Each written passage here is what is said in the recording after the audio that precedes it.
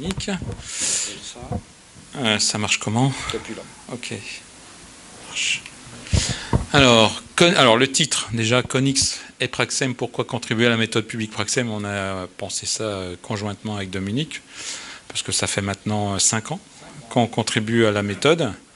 Donc, je me trouvais intéressant de vous faire partager cette contribution, et puis à la fin, à la conclusion, d'inciter aussi d'autres partenaires possibles à contribuer à la méthode. Donc je pense que le support sera diffusé largement sur le Praxen Femmes, et puis ça permettra peut-être de trouver des nouveaux candidats. Alors bon, Conix, je ne fais pas une pub société commerciale, hein, vous avez la fiche d'identité. Ce qu'il faut savoir, c'est qu'on s'est recentré maintenant depuis quelques années sur 2 offres, la cybersécurité et la data. Moi, je suis là sur la data, et puis qui porte les activités de conseil jusqu'à la mise en œuvre, la réalisation de projets, puisqu'on a racheté une société BI, Data Visualisation, il y a quelques années maintenant, enfin il y a 3-4 ans, qui a renforcé les effectifs en termes data. Et donc ce qui nous intéresse à travers Praxem, c'est cette partie-là. Il faut savoir que les gens de la cybersécurité ont aussi une démarche méthodologique avec l'AFNOR, avec l'ANSSI et BIOS, pour ceux qui ont entendu parler, donc, et ça marche de leur côté. Donc nous, on a Praxem. Voilà. Alors l'historique en termes de publication depuis 2015, de contribution, puisque c'est ça qu'on parle de façon effective. Ça a commencé par d'écrire une politique de la donnée dans l'entreprise X. C'était assez visionnaire, parce que finalement, je pense que ce matin, chez un client, j'ai eu l'honneur de relire la politique de la donnée qu'il avait écrite. Donc je me suis dit, tiens, il faudrait peut-être qu'on la revoie 5 ans après, ce serait intéressant. Donc ça, c'était 2015. En 2016, on a fait de la revue. On n'a pas été contributeur direct, mais on fait de la revue de procédés sur la terminologie essentiellement. Hein. Et on va voir qu'aussi c'était assez précurseur, parce que le constat qu'on a fait sur 2019, c'est que dans les conseils, les gens qui font du conseil data, au sens gouvernance de la donnée, qui représentent à peu près, il y en a une quinzaine de personnes qui font ça chez nous, il y en avait bien la moitié, sinon plus, qui faisaient du dictionnaire de données avec le sujet terminologie, comment on fait un dictionnaire de données, comment on donne les bonnes définitions.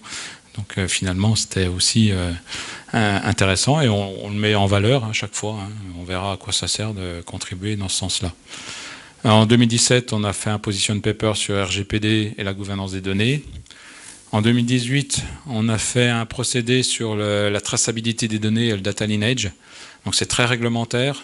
C'est pour origine dans les banques BCBS 239, qui est une réglementation imposée par la BCE, qui impose de fournir des données, mais aussi la preuve de comment sont constituées les données, donc le cycle de vie de la donnée, la trace de la donnée, le lineage, etc.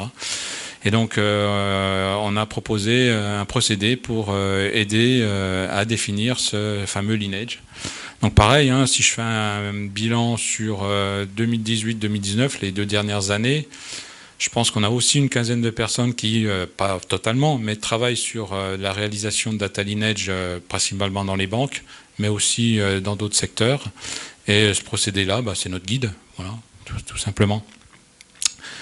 Et puis l'année dernière, on s'est lancé dans un sujet un peu plus ambitieux qu'on va évoquer, que Dominique va évoquer, qui est la métrologie d'entreprise.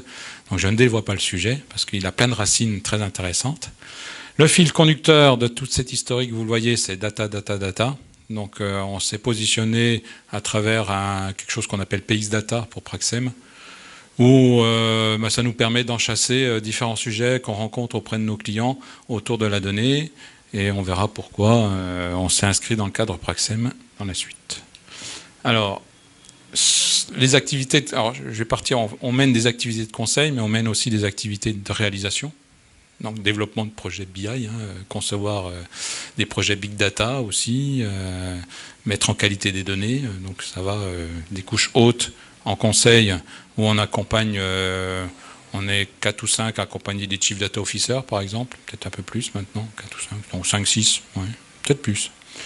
Avec définition d'architecture de données, définition de la gouvernance politique, jusqu'à la réalisation. Alors, ce qui est intéressant, pourquoi Praxem? Parce que ça nous permet de se différencier.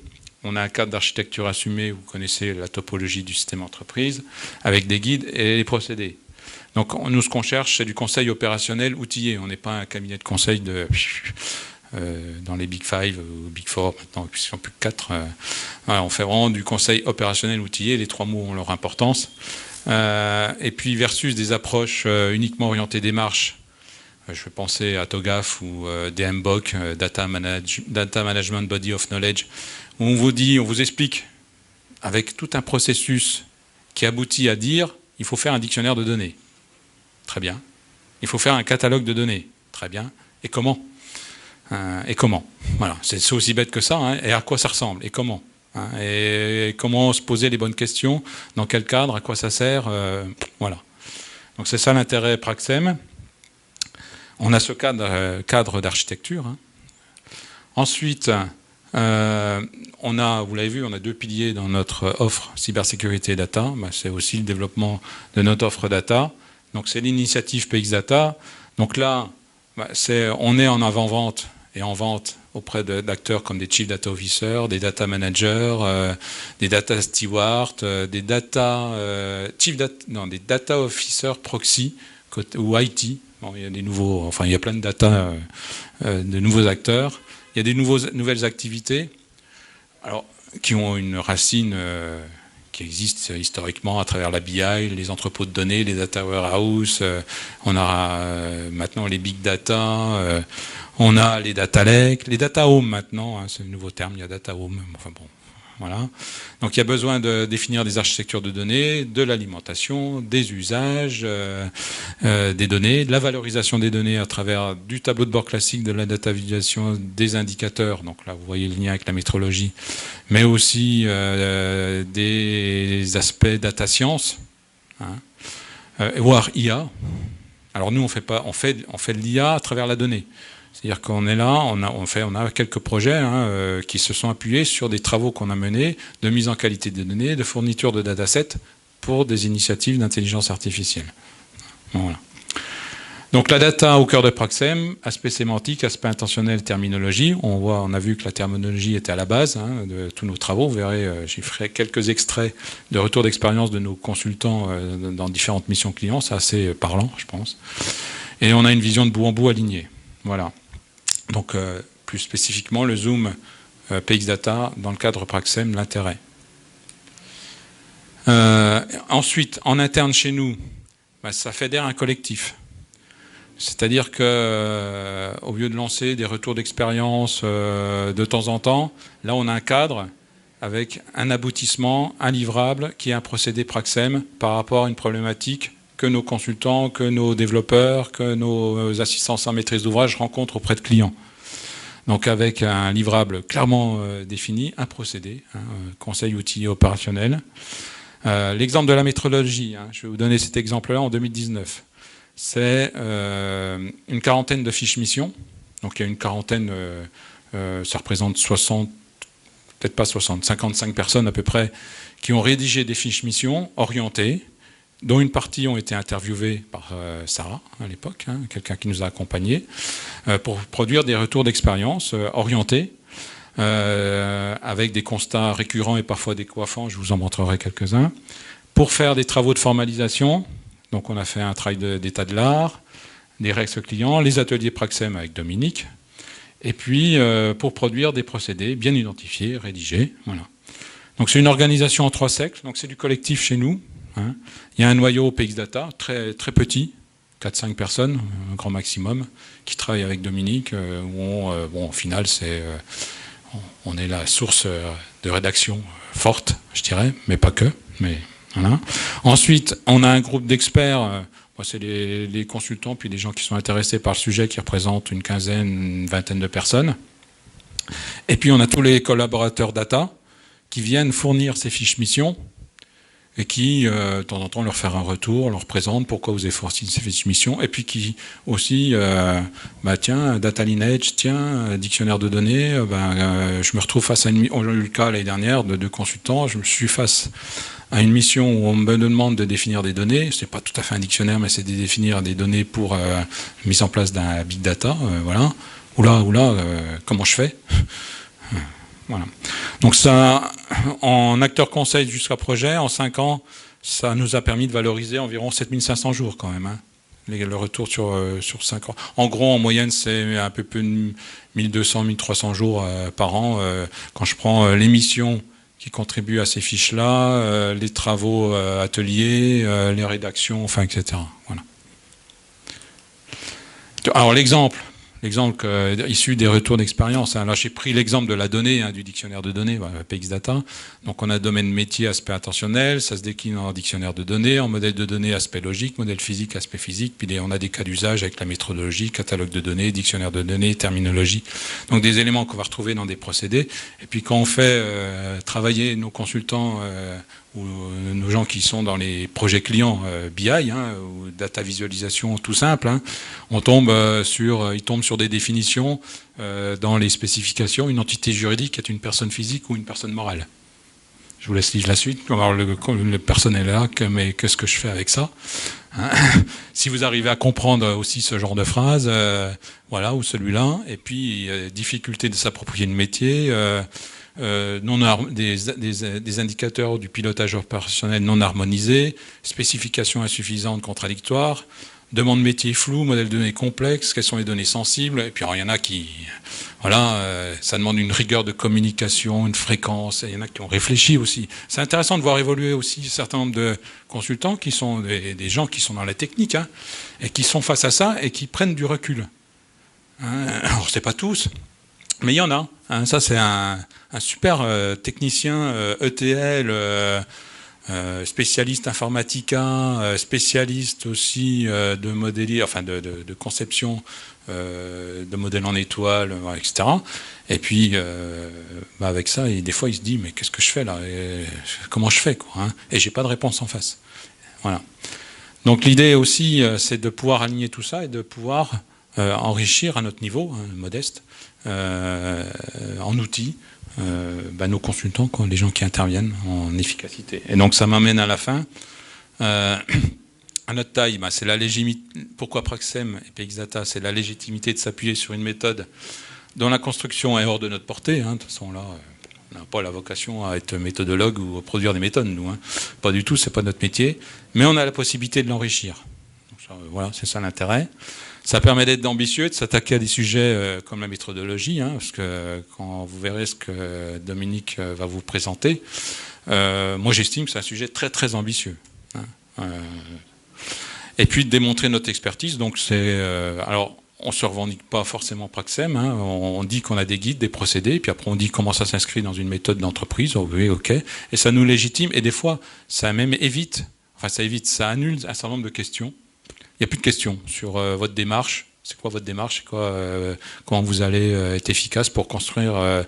je vais prendre une mutuelle que je ne vais pas nommer, où il y avait 7500 données à définir. Comment vous allez faire? Voilà. Voilà, donc programme 2020, je vous ai parlé du passé, programme 2020, bon, on est tout. On va être, alors, métrologie, vous allez voir, c'est très ambitieux. Hein, il y a un beau chapeau qui a été construit. Donc on continue dessus. Bien sûr, je pense qu'il y en a pour 1 an ou 2 au moins, minimum. Donc rejoignez l'initiative pour la méthode publique. Merci de votre attention. Voilà. Si vous avez des questions sur le petit pitch Conix.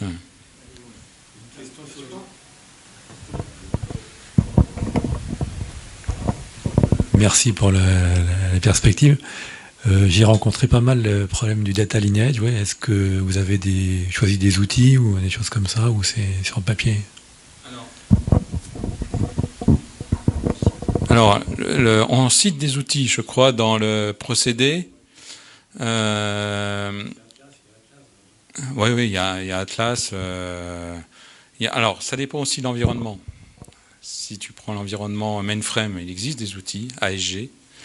Il existe alors, il y en a de toute nature, hein, ça vient de partout. Ça devient aussi des gens comme Mega, Harris, etc., qui maintenant incluent ça vient aussi des start-upers autour du data management. À la Sienne, il y a des nouveaux produits qui sortent. Ils ont tous un module de data lineage. Ça vient donc des Harris, des nouveaux entrants, des anciens du mainframe. Ça vient aussi de gens qui sont habitués à mettre des sondes, à pouvoir capter des flux et puis de pouvoir remonter des flux. Enfin, ça vient de partout. Ouais, au niveau tir, c'est très foisonnant. On a fait un tour au niveau des outils. On a fait un tour, ça part de partout, quoi. Alors, la grosse difficulté, il y en a une difficulté sur les outils il y a des outils connectés, des outils non connectés. Et ce que j'appelle les outils connectés, c'est qu'ils sont capables de reproduire la trace et la circulation de la donnée en ayant posé des sondes. La donnée a été arrivée là, etc., etc. Et les outils non connectés, c'est du déclaratif. C'est moi qui déclare. Maintenant, les outils connectés, c'est pas miraculeux, hein. C'est impossible de le faire sur l'ensemble du SI, voire même un sous-domaine. Donc, ce qu'on fait en général, c'est qu'on se limite à un sous-ensemble critique de données. Et là, on place les sondes qui vont bien, éventuellement. Mais voilà, j'en ai jamais vu un fonctionner complètement. Voilà, il y a toujours une part manuelle. Pas facile, hein. Le levier qu'on trouve sur le lineage, j'ai cité BCBS parce que c'est tant de pénalités par la BCE à des milliers d'euros par données non renseignées ou non prouvées au niveau lineage, hein. Donc le levier, il est connu.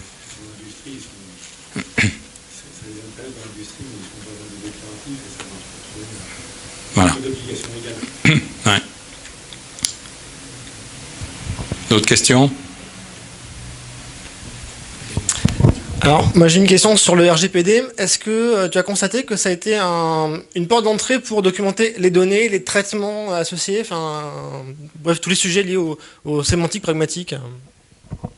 Oui, sans ambiguïté, clairement.